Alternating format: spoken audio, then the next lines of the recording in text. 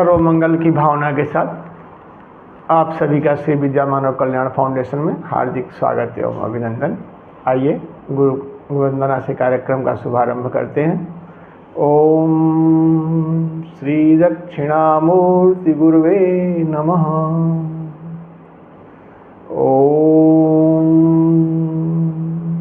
शांतं त्रिनेत्रं विधुकान्ति शुभ्रं संविव्रतं दोष्कशुभैः चतुर्भिः मुक्ताक्षमालां कलशं सुधाया श्रीज्ञानमुद्रामपि पुस्तकं च दिव्याम्बरं चन्दनगन्धलेपैः समुज्ज्वलाङ्गं मणिरत्नकैः च वीरासनस्थं च शशाङ्कचूडं श्रीदक्षिणामूर्तिगुरुं स्मरामि। होत्रागृहोत्रागृहविष्यहोत्री होमादिसर्वाकृतिभासमानं यद्ब्रह्म तद्बोधवितारणीभ्यां नमो नमः श्री गुरुपादुकाभ्याम। एक बार फिर से आप सभी का हार्दिक स्वागत है, अभिनंदन। दोस्तों, जैसा आप सभी जानते हैं, ये विशिष्ट अंक चल रहा है।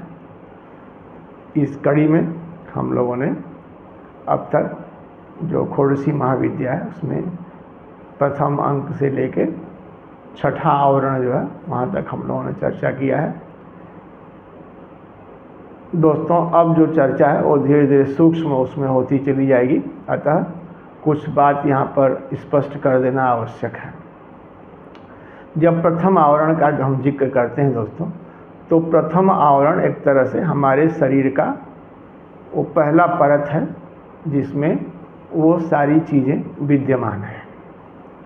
जो प्रथम आवरण है उसमें सभी के सभी देवता उपस्थित हैं। वो चाहे पर्यंतराज से लेकर, पर्यंतराज मतलब वो तंत्र है जो भगवती ने जिसका निर्माण किया, और उसके बाद सारे के सारे देवता हैं। देवता से जब आगे बढ़ते हैं तो सर्वयोगिनियाँ हैं। योगिनी का मतलब है कि जो योग कराते हैं, तो योगिनी हैं। उसके बाद जो क्षेत्र की रक्षा करना का जिसका काम है वो हैं क्षेत्रपति हैं। फिर गणनायकाय, उसके बाद बटुक भैरवाय, तिरस्कर्यै, वनदुर्गायै, कामदेवाय, बसंताय, ये हो गए। इसके बाद आते हैं निधियाँ आती हैं। निधियों का जब हम जिक्र करते हैं तो शंख निधि, पद्म निधि, कुब्जकेश्यै, सिद्धलक्ष्मी, उन्मन्यै,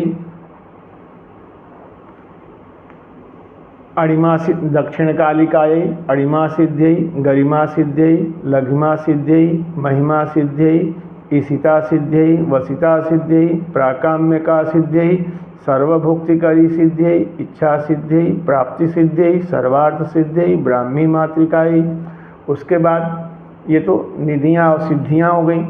इसके बाद जब हम आगे बढ़ते हैं तो हमारा जो प्रथम आवरण है जो कि हमारे उसमें शामिल है, उसके जब आगे बढ़ते हैं तो मातृकाएं आ जाती हैं। इसमें ब्राह्मी मातृका, माहेश्वरी मातृका, कौमारी मातृका, वैष्णवी मातृका, वाराही मातृका, माहेंद्री मातृका, चामुंडा मातृका, महालक्ष्मी मातृका, सरस्वती। उसके बाद जब मातृका से आगे बढ़ते हैं, मातृका से ही सृष्टि की जो है वो रचना होती है। तो ये मातृकाओं का काम है। सारी की सारी मातृकाएं भी हमारे उसमें शरीर में प्रथम आवरण के रूप में सब अपनी अपनी जगह विराजमान है। उसके बाद जब आगे बढ़ते हैं दोस्तों तो फिर मुद्रा आ जाता है। मुद्रा में क्या है? सर्वसंक्षोभिणी मुद्रा, महायोनि मुद्रा, सर्वविद्राविणी मुद्रा, सर्वाकर्षणी मुद्रा, सर्ववशंकरी मुद्रा, सर्वोन्मादिनी मुद्रा, सर्वमहांकुशा मुद्रा, सर्वखेचरी मुद्रा, सर्वबीजा मुद्रा, सर्वयोनि मुद्रा, सर्वत्रिखंडा। ये इतनी मुद्राएं हैं जो कि हमारे साथ हैं। उसके बाद फिर भूपुर चक्रेश्वरी आती हैं। तो इतने सारे गुणों से, निधियों से, मातृकाओं से हमारा जो प्रथम आवरण है वो युक्त है, जो कि हमारे उसका हिस्सा है स्थूल रूप में। हम जो भी आचरण करते हैं, जो भी मुद्रा बनाते हैं, वो सब जो मुद्रा का उल्लेख है हम लोग उतनी ही मुद्रा जानते हैं, उसके अलावा और कोई भी मुद्रा नहीं जानते हैं। तो ये सब मुद्राएं हैं, ठीक है। अब आपके मन में विचार आ रहा होगा कि जब इतनी सारी चीज़ है तो हम लोग इतना इधर उधर क्यों करते हैं। दोस्तों, ये सब जितने भी, चाहे वो देवता हैं या काम, जितने भी देवता हों या निधियां हों या सिद्धियां हों या मातृका हो और मुद्रा, ये सब उस दिव्य पराशक्ति का अंश है। यानी जब हम उस दिव्य शक्ति का आराधन चिंतन करते हैं तो ये जो आवरण है, जो हमारे शरीर का हिस्सा है, ये स्वतः जब हम उस आवरण क्रमशः प्रथम से आगे बढ़ते हैं तो जैसे जैसे हम उसको आचरण में, व्यवहार में अपनाते हैं, ये सब अपना उसमें मूल रूप में आना शुरू हो जाते हैं। इसीलिए ये आराधना और साधना का क्रम जो है ये बनाया गया है कि आप जो है सही मार्ग पे आगे बढ़ सकें। तो अब तक की कड़ी में हम लोग भगवती का जो षोडश आवरण है, छठा आवरण, उसकी वंदना कर चुके हैं और उसमें जो भगवती का स्वरूप है कल हम लोगों ने चर्चा किया। और चर्चा में ये भी आया कि यदि आप भगवती के इस स्वरूप को अपने चरित्र में, अपने व्यवहार में, कार्य में धारण करते हैं तो ये जो देवता हैं या निधियां हैं या जो भी सिद्धियां हैं, ये सब धीरे धीरे अपने अस्तित्व में आनी शुरू हो जाती हैं जैसे ही आपका भाव शुद्ध होता है। यदि आप अपने भाव को छोड़ करके और जो संसार में वृत्तियां हैं उससे अगर अपनी वृत्ति बनाते हैं दोस्तों, तो दिन प्रतिदिन ये सब चीज़ें खत्म होते चली जाती हैं आपके अंदर से। अतः इसीलिए ये अवसर है कि आप अपना जो मूल शक्ति है, मूल स्वरूप है, उसका चिंतन करें और क्रमशः अपने जीवन में आगे बढ़ें। और जो फाउंडेशन का ध्येय है, अमंत्रम अक्षरम नास्ति, नास्ति मूलम अनौषधम, अयोग्य पुरुषो नास्ति, योजकस तत्र दुर्लभ। इस भावना से जुड़ करके आप अपना विकास और समस्त सृष्टि का, संसार का विकास जो सुनिश्चित करें।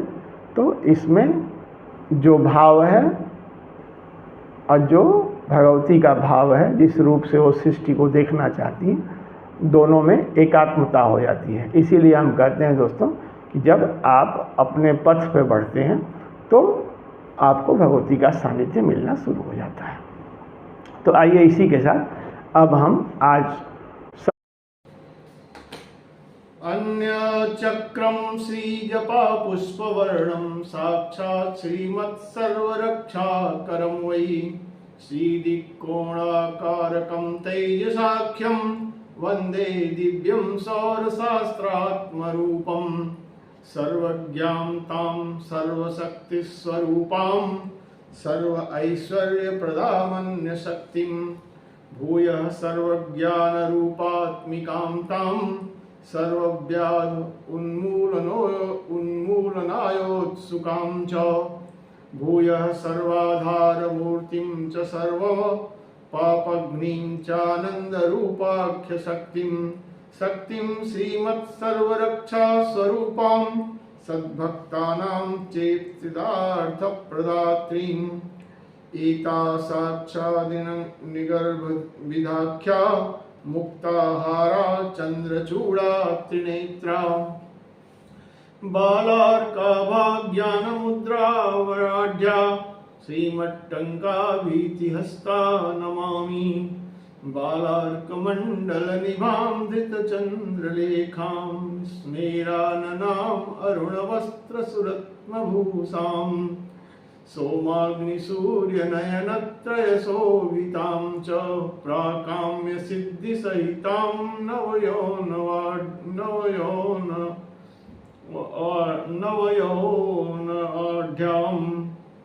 श्रीसौरदर्शनयुतां समाङ्कुशां तां श्रीतैजसात्मकदशार्महाधिरागीं पाशाङ्कुशा भयकपालवराक्षहस्तां तत्तेश्वरीं त्रिपुरमालिनिकां नमामि।